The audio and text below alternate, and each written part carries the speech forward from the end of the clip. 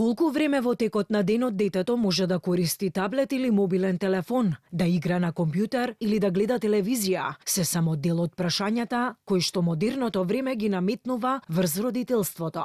По првото полугодие од учебната година на зимскиот распуст, додека едни слободното време го минуваат на планина, други пак во топлите домови најразлично го користат распустот, во друштво со врсниците или со електронските уреди.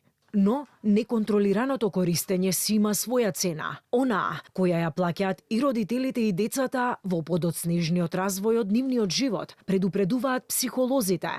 Влијанието врз психофизичкиот развој во најголем дел е негативно. Штетата ненадоместлива. Седењето со сати пред електронските уреди е делење од реалноста. Помалите деца не може да ја разликуваат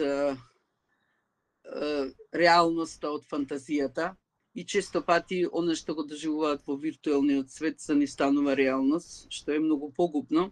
Не градат никакви лични механизми, копинг механизми за социализација, вештини не градат, немаат алатки да комуницираат, да зборуваат, да ги исполнуваат своите желби. Децата изостануваат да научат начин да се социализираат со околината, да градат партнерски врски, а тоа во подоцнежните години може да им создаде проблем. Децата мораат да минат на здрав начин низ сите фази од својот физички, ментален или сексуален развој. Виртуелната реалност токму тоа го попречува, вели Јовановска. Деца кои не седеле по интернет и не седеле на таблети, развиле способности, алатки да имаат како да комуницираат и да препознаваат.